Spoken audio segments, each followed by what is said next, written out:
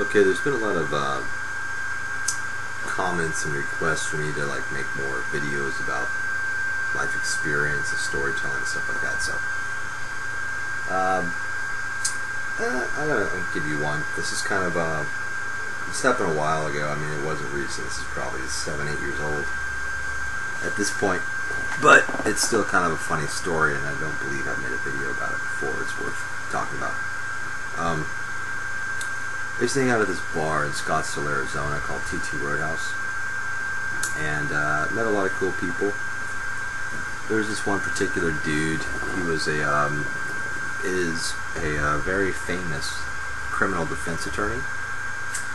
I don't want to say his name, but yeah, we're just going to call him Joe. So Joe, him and I became friends. We were drinking buddies. We used to party together, do some blow together. Well, I started selling blow. And the guy was like a high baller, man. The guy, like, you know, I had like money, women, basically everything, right? Well, when I started selling blow, you know, he's the kind of guy that would just like come up and give me like a couple $100. Be like, go give me some shit. And I did, because of course I made something off of it, obviously. Nobody rides for free, right? But cool thing is like this guy, he had a very famous case, and I'm not going to go into it because it would expose his identity, but anyway, he was really well known as a criminal defense attorney, mainly DUI, drugs, police brutality, shit like that. The guy really, really hated cops. Like, I hate cops, but this guy really hated cops. And he was a criminal defense attorney. Anyway, long story short, well, it's not going to be a short story, but it's still going to be long, but I'm going to try to put it in a peanut shell and send it down the river. I got busted for something petty, traffic violation, but it was technically a criminal misdemeanor because I was driving on a suspended license, blah blah blah. And I got some other bullshit. Some police were harassing me. Anyway, I had his number, and I would call him when I was locked up, you know, and he would come, and he knew the magic words, you know, like any good criminal defense attorney does. Magic words get you out of jail. And this guy wouldn't walk into court to represent you for less than $1,000. Like, that was just to get him to walk in there.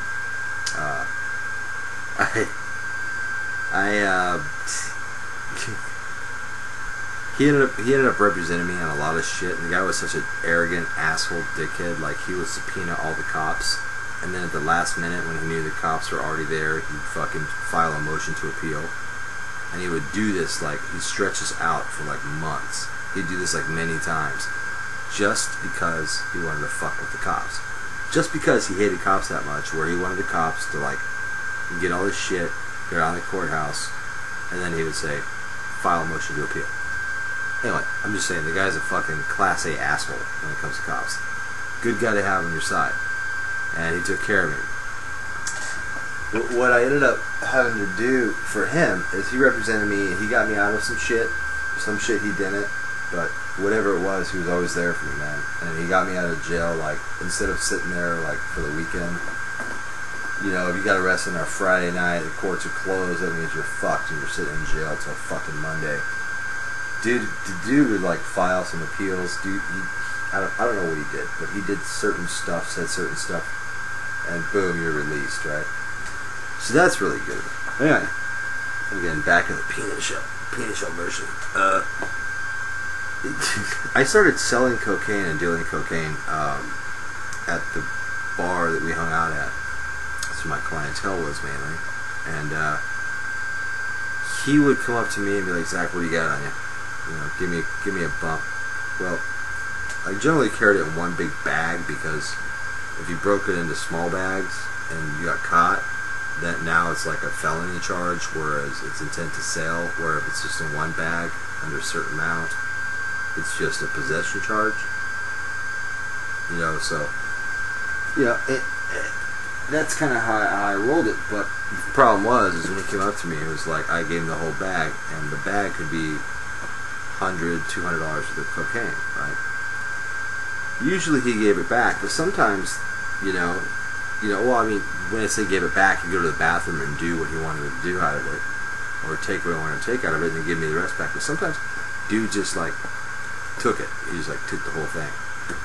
You know, he'd be in the bathroom for a while. He'd like walk out, grab some chick that he was with, and just like jump into a cab outside and be like, "What the fuck, Joe?" And he'd be like, "I got you back." Of course he never did, but he got me back, you know, by representing me in court.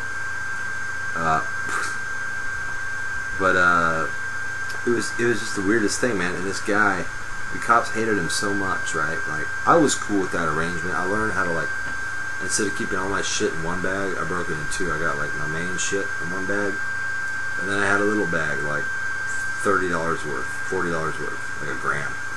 And I keep that in my other pocket. So when he came up to me and hit me up, I was like, "What you got, Zach?" I'd be like, "I got this," you know. And I was willing to lose that much. I mean, although that may have only been my only profit, I was willing to lose that much. But anyway, so I get that to him. Long story short is this guy, man, he's so badass. Check this shit out. He got hit. Now remember, Scottsdale Police Department, which is a suburb of Phoenix, they wanted this guy big time, fucking big time, because he did some very high-profile cases and got some like seriously guilty criminals off on loopholes and bullshits, and he cost a lot of cops their jobs in the process. So the cops like wanted this guy like nobody else. Well, he ended up getting pulled over, suspicion of DUI, and this is one of the smartest criminal defense attorneys, DUI attorneys in the fucking state. He had this note, and you know, a cop comes up to his car, rolls down his window. Now I wasn't there, but I saw this. I read it. Well, I read it in the newspaper, and I heard about the stories from him. He rolled down his window like an inch. And they asked him to roll down the window, handed him his license and registration to the cops, and they said, "Get out of the car." And then he passed another note, and the other note said, "I have been a victim of police brutality. I'm afraid for my life. I will not get out of this vehicle, nor will I leave, but I will not get out of this vehicle unless your supervisor is here and there is a camera and news media to film this, because I believe that I'm in danger for my life." And obviously the rookie cop filming this doesn't know what the fuck to do.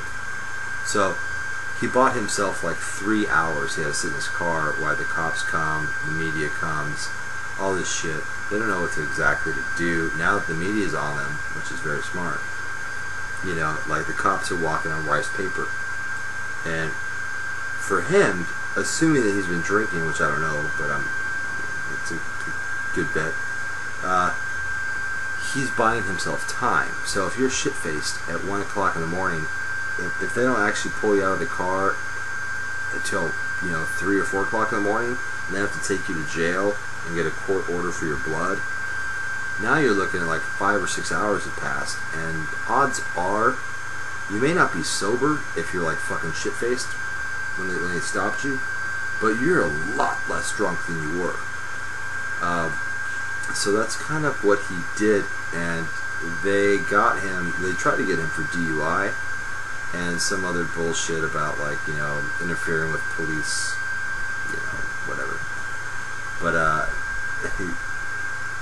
he ended up trying to countersue them, saying that they violated his rights, and they used threatening and intimidating shit, because they ended up breaking his window out of the billy club and grabbing him by the hair and pulling him out. Because obviously they were pissed. They had to sit there for 3 hours when they were like biting at the bit to get to him. Anyway, this is an interesting story. I mean, what happened is it ended up, the charges got dismissed. I think he got a reckless driving charge, which is, you know, a traffic charge, which you don't want to get, but it's a lot better than DUI. I think that's what they settled on, is that, and he chose not to sue the Scottsdale Police Department. It's a funny story. There's my story. Hope you guys enjoy.